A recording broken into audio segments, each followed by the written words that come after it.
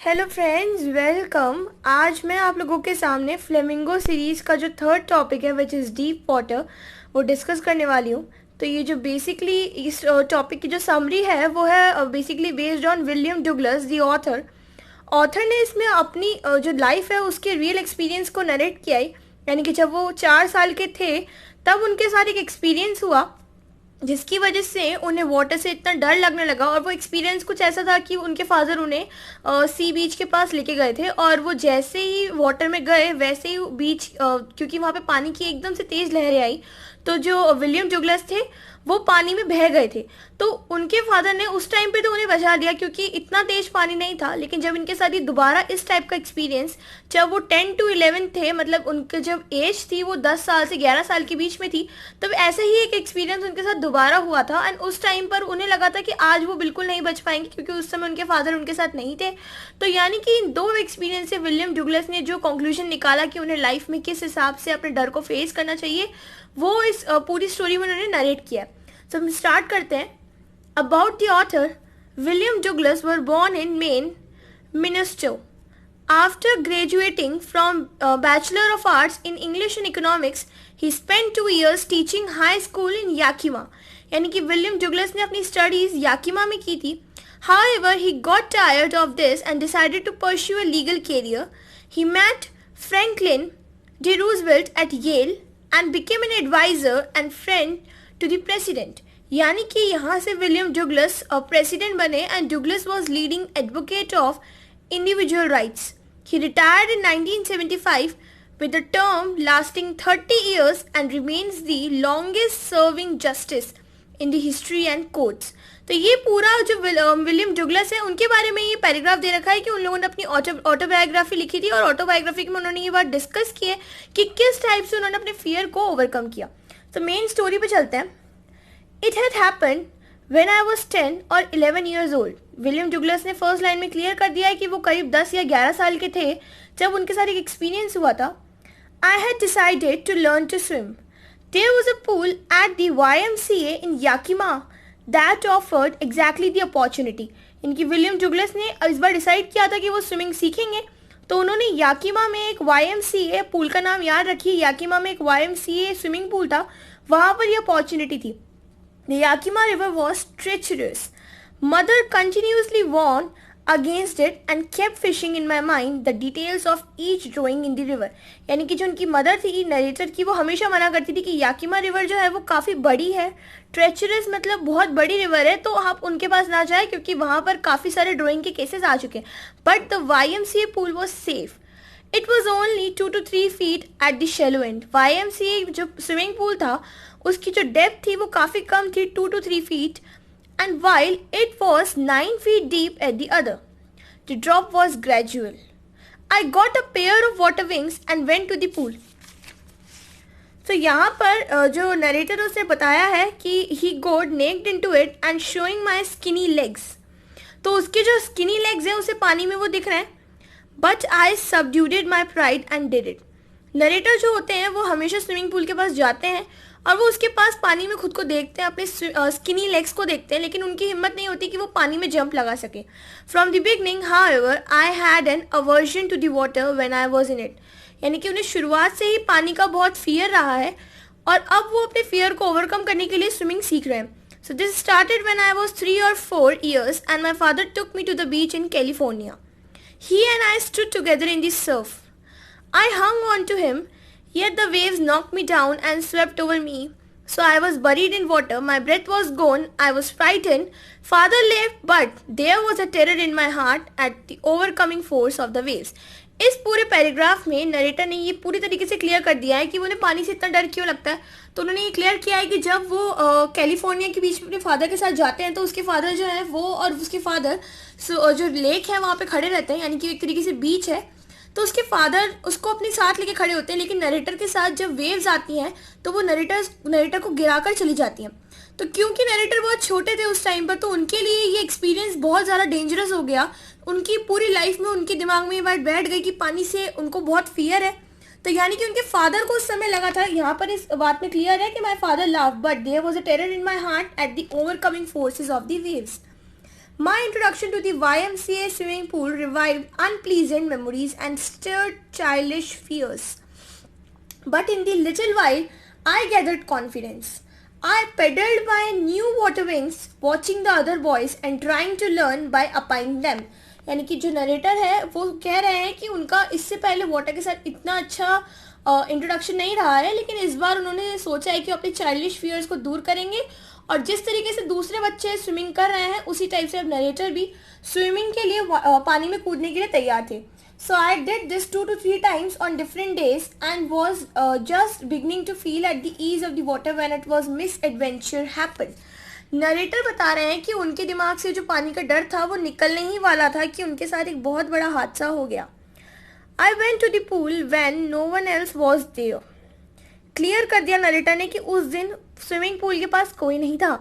The place was quiet, the water was still and the tilted bottom was as white as clear as bathtub. उस दिन जो पानी की सतह थी वो एकदम शांत थी और पानी जो था वो एकदम स्टिल था, यानी कि कोई शोर शराबा नहीं. I had not been there long when it came a big brochure of a boy, probably 18 years old. He had thick hairs on his chest. He was a beautiful physical specimen. यानी कि उसने उस boy के features को describe किया, यानी कि एक वो बड़ा लड़का आया वहाँ पर जो कि अप्रॉक्सीमेटली 18 ईयर्स ओल्ड था. तो यानी कि नरेटर बता रहे हैं कि उससे बड़ा लड़का वहाँ पर आता है और उसकी अच्छी वार्म ब्यूटीफुल फिजिकल स्पेसिमेन, यानी कि एक बहुत ही बॉडी बिल्डर टाइप का लड़का है. और उसने आते नरेटर को बोला, hi skinny, how do you like to be Doug. यानी कि अगर तुम्हें इस पानी में धक्का मार दिया जाए तो तुम्हें कैसा लगेगा. और इतना कहते ही with that he picked me up and tossed me into the deep end. इतना कहते ही उसने नरेटर को उठाया और पानी में धक्का मार दिया. I landed in a sitting position, swallowed water and went up once to the bottom. I was frightened but not yet frightened out of my wits. Of the way down I planned. When my feet hit the bottom I make a big jump, came to the surface, lie flat on it, pedal to the edge of the pool. यानी कि narrator ने यहाँ पूरी तरीके से clear कर दिया कि इतनी टफ सिचुएशन में, इतनी डेंजरस सिचुएशन में वो प्लान कर रहे हैं कि वो किस टाइप से अपनी लाइफ को रेस्क्यू करें. तो यानी कि इस समय नरेटर बहुत ज़्यादा डर गए थे, लेकिन उन्होंने बोला कि मैं इतना भी नहीं डरा था कि मैं अपनी जान ही त्याग दूँ. I am not frightened out of my wits. और वो प्लानिंग कर रहे थे कि जैसे ही मैं सबसे नीचे जो बॉटम मोस्ट सरफेस है मैं टच करूँगा, सबसे पहले मैं इतनी बड़ी जंप लूँगा कि मैं जो पूल है वहाँ के सरफेस पे आ जाऊँ और उसके बाद मैं पूल के सरफेस पे आने के बाद फ्लैट होकर के पेडल का मतलब स्विम करके एज पे आ जाऊँगा, पूल के किनारे पे आ जाऊँगा. It seemed a long way down. Those 9 feet were more than 90. Before I could touch the bottom, my lungs were ready to burst. Narrator ने बताया कि वो जो 9 फीट्स है वो एक तरीके से यहाँ पर उसने फ्रेज यूज़ किया है कि 9 फीट्स मुझे ऐसा लगा 90 फीट्स के बराबर है, क्योंकि 9 फीट्स को उतनी देर मुझसे सहन ही नहीं हो पा रहा था because his lungs were burst. But when my feet hit the bottom I summon all my strength and made what I thought was a great spring upwards. I imagined I would bob to the surface like a cock. Instead, I came slowly. तो यानी कि narrator ने यह बताया कि मैंने सोचा कि मैं इतनी तेज जंप ले रहा हूँ कि मैं एकदम से सरफेस पे आ जाऊँगा, लेकिन जब मैंने जंप ली तो मैंने देखा खुद को कि अभी भी I was surrounded by water. Water has dirty yellow tinge to it. I grew panically. I reached up as if to grab a rope and my hands clutched out at water. I was suffocating. I tried to yell but no sound came out. Then my eyes and nose came out of water but not my mouth. यानी कि narrator बता रहे हैं कि इस time पर भी उनकी सिर्फ आइज और जो नोज है वही वाटर से बाहर आ पाई है, वो खुद अभी भी पूरी तरीके से वाटर से बाहर नहीं आया. I failed at the surface of the water, swallowed and choked. Again उनका जो मुंह है वो पूरा पानी से भर चुका है और वो choked हो चुके हैं. I tried to bring my legs up, but they hang as dead weights, paralyzed and rigid. यहाँ पर मार्क कीजिए कि नरेटर ने सोचा कि अब वो अपनी बॉडी को ऊपर लेके आए, लेकिन उनकी बॉडी वाटर में होने की वजह से एकदम पैरालाइज्ड हो गई है, यानी कि उनका सारा जो वेट है वो उनके ऊपर आ गया है. उनके जो लेग्स हैं वो एक तरीके से बिल्कुल पैरालाइज्ड हो चुके हैं. A great force was pulling me under. एक बहुत ही ज़्यादा भारी फोर्स है जो उन्हें वाटर की तरफ खींच रहा है. I screamed but only the water heard me. I started on the long journey back to the bottom of the pool. यानी कि दोबारा उन्होंने यही चीज़ स्टार्ट करी कि जैसे ही मैं पूल के अगेन बॉटम पे जब स्ट्राइक करूँगा तो मैं दोबारा से ऊपर आने की कोशिश करूँगा। I struck at the water as I went down, expending my strength as one in my nightmare. Fights are irresistible forces. यानी कि नरेटर को ये सब एक बुरे सपने की तरह लग रहा है, जो बुरा सपना उनके लिए कभी ख़त्म ही नहीं हो रहा है। इररेजिस्टिबल का मतलब वो इस फोर्स को कभी रेजिस्ट नहीं कर पा रहे। So I had lost all my breath. अब जो नरेटर है उनके लिए यहाँ पर बहुत ज़्यादा सीमा आ गई है, यानी कि अब नरेटर को सांस लेने में बहुत तकलीफ हो रही है। My lungs ached, my head throbbed, I was getting dizzy, but I remember the strategy. I would spring from the bottom of the pool and come like a कॉक टू द सर्फेस। कॉक यहाँ पर एक तरीके से use किया narrator ने कि लाइक जैसे कॉक होती है बैडमिंटन रैकेट्स की, जब हम कॉक्स को एकदम से फोर्स से स्ट्राइक करते हैं तो वो कॉक जैसे ही सरफेस पर आए, उसी टाइप से नरेटर बोल रहे हैं कि मैं इतना फोर्स लगाऊंगा कि जो सरफेस है वो मुझे पुश बैक करे ताकि मैं एकदम से टॉप पर आ जाऊँ। So I would lie flat on the water, strike out with my arms and thrash with my legs. Then I would get to the edge of the pool and be safe. I went down endlessly. यानी कि यहाँ पर भी उसने ये चीज़ clear कर दी कि जो 9 फीट की जो लंबाई थी वो उसे 90 फीट के और बारे में लग रही है, उसे लग रहा है कि 9 फीट नहीं है 90 फीट की लंबाई है। I open my eyes, nothing but water with yellow glow, dark water that one could not see through. Narrator सोच रहे हैं कि अब शायद मैं ऊपर आ गया हूँ। अगेन उन्होंने अपनी आंखें खोली, उन्हें दिखा वाटर ही वाटर है और येलो टिंज यहाँ पर यूज़ किया गया है। जैसे वाटर में अगर आप हो तो आपको जो ऊपर से सनलाइट आ रही होती है उसका थोड़ा येलो शेड दिखता है, तो इसलिए यहाँ पर येलो ग्लो को यूज़ किया गया है। Dark water that one couldn't see through. And then sheer stark terror seized me. Terror that no understanding, terror that knows no control, terror that no one can understand who has not experienced it. ये जो terror था narrator का, ये इस type का terror है। यहाँ पर आप लिखिए, this terror is sheer stark terror seized me. So this is a terror that no one could understand, a terror that no one could control, the terror that the person who didn't experience it could not understand. यानी जिन लोगों ने इस terror को कभी experience नहीं किया होगा वो लोग इस बात को कभी नहीं समझ पाएंगे।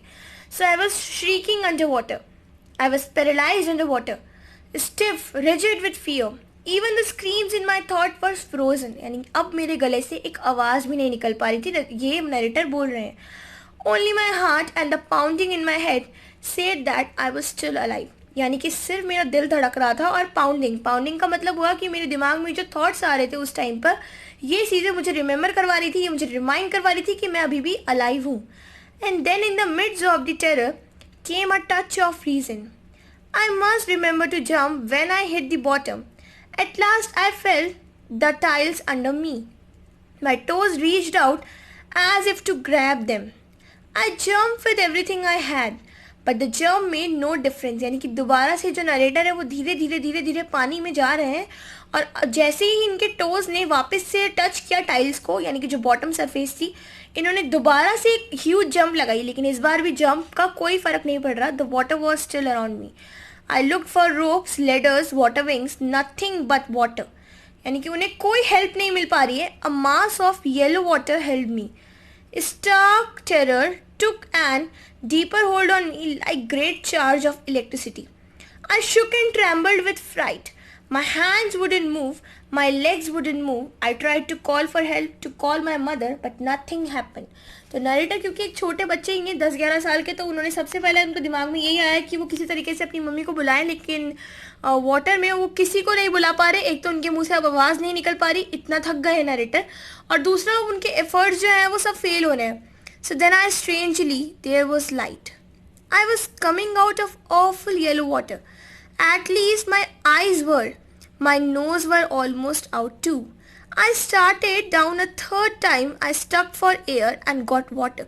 यानी कि नरेटर को अब ऐसी स्ट्रेंज फीलिंग आ रही है जैसे वो पानी से बाहर आ गए हैं. उनकी आइज़ तो बाहर आ गई है, उनकी नोज़ भी बाहर आ गई है और अब उन्हें सांस आ रही है, उन्हें ऐसा लग रहा है. उसके बाद नरेटर ने बोला कि अब ये तीसरी बार वापस से कोशिश करते हैं, इन्हें लगता है कि मैं अब पानी से बाहर आ गया हूँ, क्योंकि जब कोई वाटर में होगा तो उसे डिफरेंट डिफरेंट तरीके के थॉट आएंगे। घबराहट के हमारे नरेटर को एक फीलिंग आ रही है कि हो सकता है कि ये पानी से बाहर आ गए, इन्हें अब ऐसा लगने लग गया है, यानी कि अब धीरे धीरे ये अपने कॉन्शियस माइंड में से हटकर सब कॉन्शियस की तरफ जा रहे हैं। तो घबराहट के मारे इन्हें ऐसा लग रहा है। नरेटर कह रहे हैं कि उन्हें लगा कि वो अब जब नाक से सांस लेंगे तो उन्हें लगेगा हवा आएगी, लेकिन फिर वापस वाटर ही आया। The yellowish light was going out, यानी कि पहले उन्हें लगा कि हो सकता है लाइट आ रही है, इसका मतलब मैं सरफेस की तरफ आ रहा हूँ, लेकिन अब जब उन्होंने जैसे ही अपनी आइज को ओपन किया उन्हें फिर से ये बात पता लग गई कि वो अभी भी वाटर के अंदर ही है। Then all efforts ceased. I relaxed. Even my legs felt limp, and a blackness swept over my mind. I wept out fear. I wept out terror. There was no more panic. I was quiet and peaceful. Nothing to be afraid of. This is nice. To be drowsy. To go to sleep. No need to jump. Too tired to jump. It's nice to be carried gently. To float along in space. Tender arms around me. Tender arms like mothers. Now I must go to sleep, यानी कि narrator जो है अब उन्हें लगने लग गया है कि वो मरने वाले हैं, उनका जो टाइम है वो ख़त्म हो गया है। तो इस तरीके से नरेटर के जितने भी एफर्ट्स थे एक के बाद एक जब वो सीज्ड होने, यानी कि सारे एफर्ट्स उनके ख़राब हो गए, तो अब नरेटर बिल्कुल शांत हो गए हैं वाटर में। अब उन्होंने एफर्ट्स करना ही छोड़ दिया है, उनके जो लेग्स है वो स्टिल हो गए हैं और उनके जो दिमाग है उस पर ऐसा लग रहा है जैसे ब्लैकनेस आ गई हो, यानी कि अब उन्हें थॉट्स आने बंद हो गए हैं। नरेटर की जो पैनिकनेस थी वो ख़त्म हो गई है, उनमें अब इतनी क्षमता नहीं है कि वो और एफर्ट्स करें इस वाटर से बाहर आने के। इसलिए नरेटर को लग रहा है कि अब उनका वो टाइम आ गया है कि जब उन्हें स्लीप मतलब सो जाना चाहिए। And there was no need to jump because he was too tired to jump. So I cross to oblivion and the curtain of life fell, यानी उन्हें लगा कि अब उनकी ज़िंदगी ख़त्म होने वाली है। The next I remember was lying on my stomach beside the pool vomiting, यानी कि यहाँ से एक अच्छा टर्न आया स्टोरी में कि यानी कि नरेटर को लगा कि मैं मरने वाला हूँ और उनकी जो लाइफ है वो यहीं पे ख़त्म हो जाएगी। लेकिन इसके बाद उनके पास एक नया टर्न आता है, बिकॉज यहाँ पर मेंशन किया गया है कि जैसे ही उन्हें नया होश आया जब अगली बार, तो उन्हें ये पता लगा कि वो पेट के बल लेटे हुए हैं और वॉमिट कर रहे हैं। The chap that through me it was saying but I was only fooling, someone said the kids nearly died, यानी कि जिस बच्चे ने मुझे धक्का मारा था अब वो कह रहा है कि मैं तो सिर्फ मजाक कर रहा था, I was only fooling. Someone किसी ने कहा कि ये जो बच्चा है ये तो मरने ही वाला था। Be all right now, let's carry him to the locker room, तो यानी कि सब लोग मुझे लॉकर रूम में लेके गए। Several hours later I walked home, I was weak and trembling, I shook and cried when I lay on my bed, यानी कि नरेटर जो है अब वो बता रहे हैं कि वो इतने थक गए थे घर जाते समय कि जब वो सोते हैं रात को तो उनको नींद में भी इतना रोते हैं नरेटर, क्योंकि उनके मन में वो घबराहट और वो डर अभी भी आ रहा है। I couldn't eat that night for days, a haunting fear was in my heart. The slightest exertion upset me, making me wobbly in the knees and sick to my stomach. यानी नरेटर यहाँ पर परेशान हो गए हैं बहुत ज़्यादा, कुछ दिनों तक उन्होंने खाना नहीं खाया, उन्हें ढंग से नींद नहीं आई क्योंकि ये फियर उनके दिमाग से निकल ही नहीं रहा। I never went back to the pool. I feared water. I avoided it whenever I could. A few years later, when I came to know the water of the Cascades, I wanted to get into them. And whenever I did, whenever I was wading at the Titan, a bumping river, or bathing in warm lake of the goat rocks, the terror has seized me in the pool. It would come back. It would take possession of me completely. My legs become paralyzed. Icy horror would grab my heart. This handicap stayed with me over the years. So यहाँ पर जो narrator है वो clear कर रहे हैं कि इसके बाद उन्होंने कई बार कोशिश की वापस वाटर में जाने की, लेकिन हर बार उनके मन में ये फियर जो था वो दोबारा आता। सो नाउ नरेटर जो है वो इसके बाद बताते हैं, I used every way I knew to overcome this fear but I held me firmly in his grip. ये जो फियर है इसे मैंने दूर भगाने की हर एक कोशिश करी, लेकिन इस फियर ने मुझे अच्छी तरीके से जकड़ लिया। Finally 1 October I decided to get an instructor and learn to swim. I went to a pool and practiced 5 days a week, an hour each day. The instructor put a belt around me, a rope attached to the belt went through a pulley then ran on an overhead cable, यानी कि अब जो narrator है उन्होंने एक instructor को रख लिया है और अब ये 5 to 6 जो डेज है या वीक में उसमें प्रैक्टिस करते हैं। हर एक वीक में ये 5 से 6 दिन प्रैक्टिस करते थे और हर रोज़ 1 घंटा प्रैक्टिस करते थे। लेकिन अभी भी नरेटर का जो डर है वो निकला नहीं, इसलिए उन्होंने अपने ऊपर एक केबल लगा रखी है और उस केबल को एक ओवरहैंग पुलिस से अटैच करके ये प्रैक्टिस करते हैं, यानी कि ये बिना हार्नेस केबल के प्रैक्टिस नहीं करते। He held on through a pulley, then ran over an overhead cable. He hung to the end of the rope, and we went back and forth across the pool, hours after hours, day after day, week after week. On each trip across the pool, a bit of the panic seized me. यानी कि हर एक trip पे मुझे वो panic दोबारा आता. Each time the instructor relaxed his hold and my legs froze. यानी कि हर बार जब जैसे ही मुझे ये पैनिक वापस आता, इंस्ट्रक्टर जो था वो मेरे को रिलैक्स करवाता. He relax his hold. Each time the instructor relax his hold on the rope and I went under. Some of the old terrors return, my legs froze. यानी कि नरेटर को जो इंस्ट्रक्टर था उसने कहा था कि आपको पानी के अंदर जाना होता है, तो नरेटर जो है वो ये बता रहे हैं कि जैसे ही मैं पानी के अंदर जाता ये दोबारा फियर मेरे दिमाग में आ जाता. It was 3 months before the tension begin to slack. Then he taught me to put my face under water and exhale, and to raise my nose and inhale. I repeated the exercise 100 of times. Bit by bit, I shed part of the panic that seized me when my head went under water. यानी कि उस जो instructor है उसने एक exercise बताई थी narrator को कि जैसे ही आप पानी के अंदर जाएंगे तो आपको एक्सहेल करना है, और जब आप पानी के बाहर आते हैं तब आपको सांस लेनी होती है, इनहेल करना होता है, और आपको पानी के अंदर बिल्कुल पैनिक नहीं करना है. तो नरेटर जो थे वो कह रहे हैं कि डे बाय डे मैं इसकी प्रैक्टिस करता था, लेकिन जब भी मैं अपना फेस पानी के अंदर डालता मेरे लिए ये जो टेरर था वो हमेशा वापस आ जाता. Next he held me at the side of the pool and had me kicks with my legs. For weeks I just that at first my legs refused to work, but they gradually relaxed and finally I could command them. पानी के अंदर जाते ही narrator का जो जैसे कि डर था तो उसकी वजह से नरेटर के जो लेग्स है वो फ्रोज हो जाते थे पानी के अंदर जाते ही, लेकिन इस बार उन्होंने कहा कि धीरे धीरे मैंने अपने लेग्स को रिलैक्स किया और इन पे अपना कमांड वापस लिया. Thus piece by piece he built a swimmer, and when he had perfected each piece he put them together in an integrated whole. In April, he said, now you can swim. Dive off, swim the length of the pool, crawl, stroke. Narrator को हर तरीके की swimming आ गई थी और narrator ने ये अक्टूबर से start किया था, तो अक्टूबर से अप्रैल तक नरेटर पूरी तरीके से स्विमर बन चुके थे. नरेटर को उसने बताया था कि आपको किस टाइप से स्विमिंग करनी है, लेंथ ऑफ द पूल, यानी कि आपको पूल की लेंथ के अलॉन्ग कैसे स्विम करना है, क्रॉल कैसे करना है, स्ट्रोक्स कैसे करने हैं. So I did. The instructor was finished. अब इंस्ट्रक्टर का रोल यहाँ खत्म हो गया, but I was not finished. I still wondered if I would be able to be terror stricken when I was alone in the pool.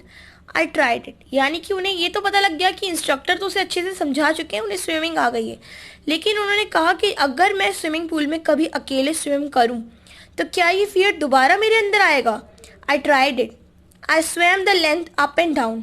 टिनी vestiges of the old error would return. दोबारा से कुछ amount में ये error वापस आया, ये जो terror उसके दिमाग में था ये दोबारा वापस आने लगा.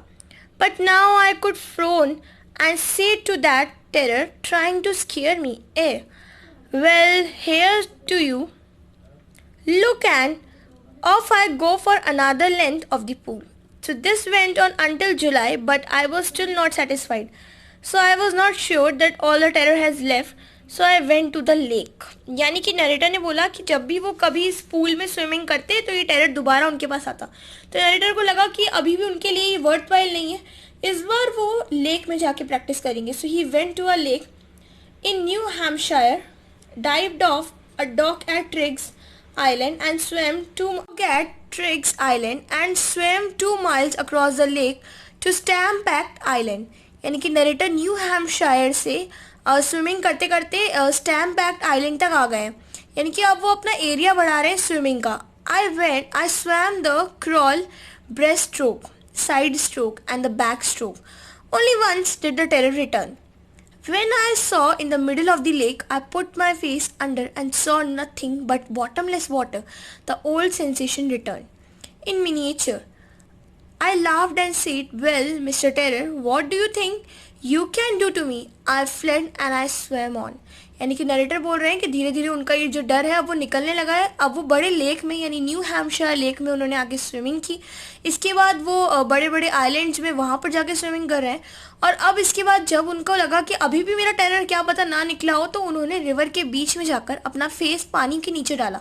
तो बॉटमलेस वाटर को, यानी कि बिल्कुल जिस पानी की कोई सीमा ना हो, वहां तक जब उन्होंने देखा तो उनके लिए थोड़ा सा टेरर वापस आया। लेकिन नरेटर ने इस बार बहुत ही अच्छे वे में बोला, well mister terror, what do you think you do to me? I flailed and I swam on. मैं कंटिन्यू रखूंगा अपनी swimming. So yet I had residual doubts. At first opportunity I hurried west, went up to Titan to concrete meadows up the Conrad Creek Trail to meet glacier and climbed in the high meadow by the side of warm lake. The next morning I stripped, dived into the lake and swam across to the other shore and back, just as Duke Cropron used to do. I shouted with joy and Gilbert Peak returned the echo. So I had conquered my fear of water. तो यहाँ पर ये जो जगह के नाम है Tieton to Conrad Meadows, यानी कॉन्रेड जो मीडोज है वहाँ तक इन्होंने स्विमिंग अपनी करी कंटिन्यू। तो मीडोज जो नाम है वो बहुत इंपॉर्टेंट है। और इसके बाद ये गिलबर्ट पीक जो नाम है it is also very important, क्योंकि ये बता दिया लास्ट में कि गिलबर्ट पीक ही वो जगह थी जहाँ पर नरेटर ने एकदम से शाउट किया और उन्होंने बोला कि ठीक है, मैंने अपने जो ये जो फियर था इसके ऊपर अब जीत पा ली है। So यहाँ पर the experience has a deep meaning for me, as only those who have known stark terror and conquered it appreciate. In death there is peace, there is terror only in the fear of death. Narrator ने एक बहुत ही अच्छी line बोली है, the death पे यानी कि मरने के टाइम पर तो पीस ही होती है, लेकिन जब मरने का डर रहता है उस टाइम पे ही आदमी उसी टाइम पर उसको पैनिक अटैक्स आते हैं। सो यहाँ पर उसने ये जो लाइन बोली, in death there is peace, there is terror only in the fear to death. So यहाँ पर इस लाइन को मार्क करें, as Roosevelt knew when he said, all we have fear is fear itself. Because I have experienced both the sensation of dying and the terror, the will to live somehow grew in intensity. At last, I felt released, free to walk the trails and climb the peaks and to brush aside fear. ये chapter यहीं पर ख़त्म होता है। जो last में William डुगलस थे वो अब पूरी तरीके से स्विमिंग सीख चुके थे, उनका फियर ख़त्म हो गया था। तो मार्क करने वाला जो वर्ड है वो यहाँ पे गिलबर्ट पीक है, जो कि कहीं यहाँ पर इस लाइन में है गिलबर्ट पीक। इस वर्ड को मार्क कीजिए। यहीं पर नरेटर ने अपना जो फाइनल जो फियर था वो यहाँ पर उन्होंने अपना कॉन्कर किया था, और ये वर्ड बहुत इंपॉर्टेंट है। और इसके बाद जो नरेटर ने ये लाइन बोली, so in death there is peace, there is terror only in the fear of death, ये बहुत इंपॉर्टेंट लाइन है। तो गाइज, आपको मेरी वीडियो कैसे लगी? आप मेरे चैनल को सब्सक्राइब कीजिए और मेरे जो चैनल पे कमेंट करके बताइए कि आपको ये वीडियो कैसी लगी। प्लीज़ इसे लाइक कीजिए और शेयर कीजिए। Bye bye.